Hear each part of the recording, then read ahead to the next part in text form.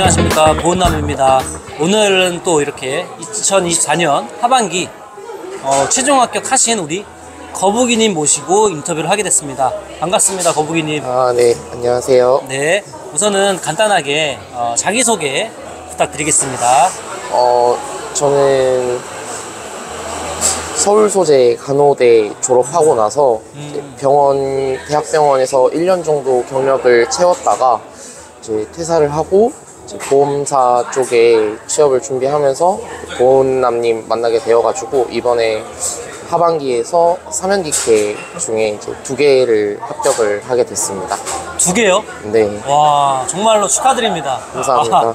이미 저는 알고 있는 내용인데, 그럼 본격적으로 이제 인터뷰를 진행해 나가도록 하겠습니다. 그리고 조금 궁금한 게 있을 수 있는데, 이거 보시는 분들이 경력이 있다고 하시니까 나이가 혹시 어떻게 되시죠? 저는 28살. 2025년도에 28살이라고 합니다, 여러분들. 그러니까 만약에 나이를 굉장히 생각보다 고민을 많이 하세요. 제가 예전에도 말씀드렸는데 30 이하는 절대로 내가 떨어져도 나이 때문에 떨어진 게 아니다. 네. 장담할 수 있습니다, 여러분들. 근데 진짜 지금 실제 사례가 있습니다. 28 미친데 내가 나이 때문에 27, 26인데 고민한다? 절대 고민하실 필요 없습니다. 그러면은 이제 사실 흔치 않은 케이스이긴 하거든요. 네. 물론 제가 기존에 인터뷰하셨던 분도 있는데 요지는 간호학을 전공하셨어요. 네네네. 병원도 다니셨어요. 네네네. 근데 왜 사기업에 가실 생각을 했을까요?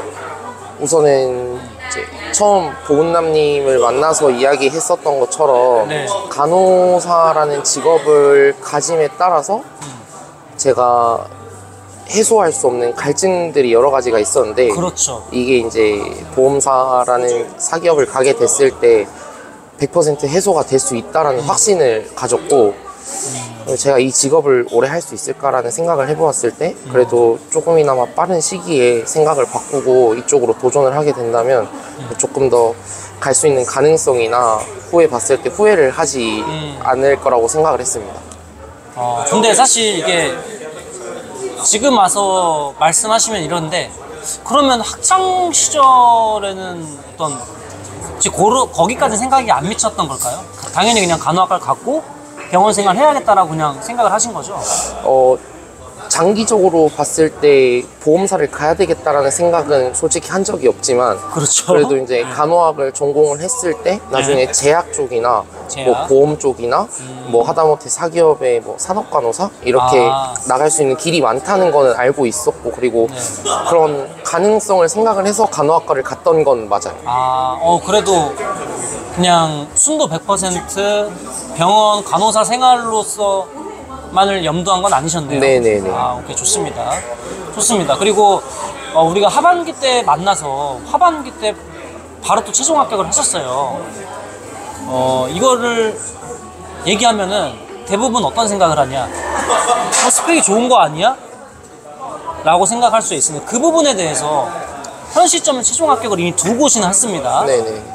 물론 직무마다 달라요. 네. 직무가 다릅니다. 보상 직무 합격하셨죠, 우리 거북이님이. 네. 보상 직무에 한해서 질문 드리겠습니다. 스펙, 물론 굉장히 지금 광범위하게 질문 드렸지만 어느 정도는 갖춰야 됩니까? 만약에 스펙이 조금 부족하면 절대 안 되는 것인지, 만약에 있어야 된다면 어느 정도 선까지는 해주면 좋을 것인지 답변 부탁드립니다.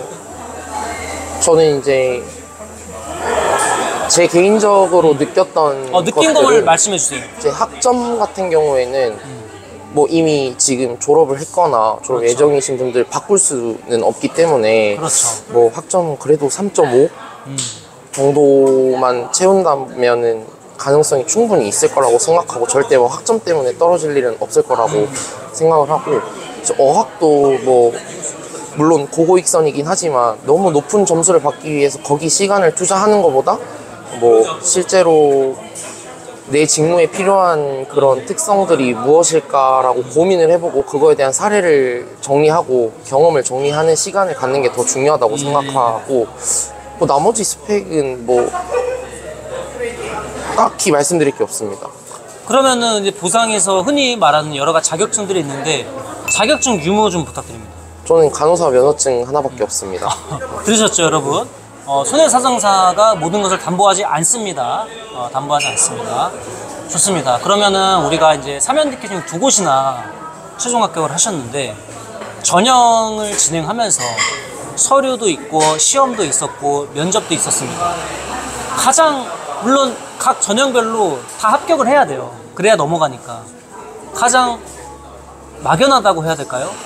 가장 불확실성이 많았다, 어려웠다라고 느낀 전형이 어딥니까? 저는 서류가 네, 가장 막연하다고 정말 많이 느꼈는데, 이제 이유가 어떻게 됐죠? 이건 이제 보은남님을 만나기 전과 후로 나뉘긴 하는데, 말씀해 주세요. 네. 전과 후로. 전에는 네. 정말 뭐 자소서에서 어떤 이야기를 해야 되는가에 대한 갈피를 못 잡았다. 네. 그래서 거기서 오는 불안감, 그리고 두려움 이런 게 있었다면, 이제 보은남님을 만나고 나서는 확실하게 이 직무에 대해서 이러한 점이 있으면 장점으로 발휘될 수 있다, 이런 거를 생각을 하고 경험으로 딱 정리를 해가지고 적었을 때, 그래도 이제 너무 많은 찌라시들이 돌기 때문에 네, 그렇죠. 내가 이렇게 한 게 맞지만 이렇게 한 게 맞나라는 생각이 그래도 없진 않았습니다. 그래서 너무 막연하다는 생각이 많이 들었습니다. 그러니까 어떤 이정표 또는 등대가 없었을 때는 제대로 가고 있는 게 맞나라는 의문이 들었었고, 특히 그것이 서류 전형에서 많이 체감을 하셨다라고 이해를 해주시면 될 것 같습니다. 좋습니다. 그러면은 그 이후에 시험을 또 보셨죠? 네네네. 시험 전형들도 있었는데, 시험은 제가 계속 말씀드리지만 이게 서류 발표하고 나서 하면은 물론 그렇게 해서 되는 분들도 있어요. 근데 떨어지는 분들도 무조건 있습니다. 시험 준비 어떻게 해야 됩니까? 인적성 같은 경우에는 저도 정말 많은 고민을 했는데, 네. 이거를 정말 솔직하게 나의 모습을 보여줘야 되는가 그 고민 많이 하시죠? 라는 생각이랑, 이 회사의 인재상에 맞춰야 되는가. 그걸 갈등을 합니다. 네. 어떻게 해야 돼요? 합격하셨잖아요. 제가 생각했을 땐 답은 없는 것 같습니다. 그냥 그래요? 아니 근데 본인이 한 방향이 있을 거 아니에요. 본인이 이번에 하면서 하반기 하면서 어떤 컨셉이었어요? 그걸 말씀해 주세요. 최대한 뭐 회사 다 구분하지 않고 네. 그냥 이 직무, 내가 선택한 직무? 보상 직무에 어느 정도 핏한 거를 보여주기는 해야 되겠다라는 생각으로 접근을 했던 것 같습니다. 약간 좀 공통적이고 조금 일반적인, 네네네. 상식적으로 이 직무를 수행하는 사람은 이렇게 해야 된다라는 것. 저도 상당히 이 부분은 좀 효율적인 방법 같습니다. 너무 한쪽에 치우치지 않을 것 같아요. 이렇게 하면은 좋습니다. 그 다음에 이제 직무에 대해서도 좀 얘기를 좀 해봐야 될 것 같은데, 특히 이제 이거 보시는 분들 중에서 간호학 전공 또는 이미 병원 생활 하시는 분들도 있어요. 근데 그냥 서류 내서 되긴 됐는데 직무를 몰라서 그제 와서 이제 찾아보려고 하시는 분들이 있는데, 직무 공부 어떻게 해야 됩니까? 현직자 만나는 거는 많이 얘기해 주셨으니까, 네. 현직자 만나는 거 말고, 그리고 뭐 보은남 말고 또 공부할 수 있는 방법이 있을까요? 저는 보은남 통해서 배우는 게 가장 많았어요.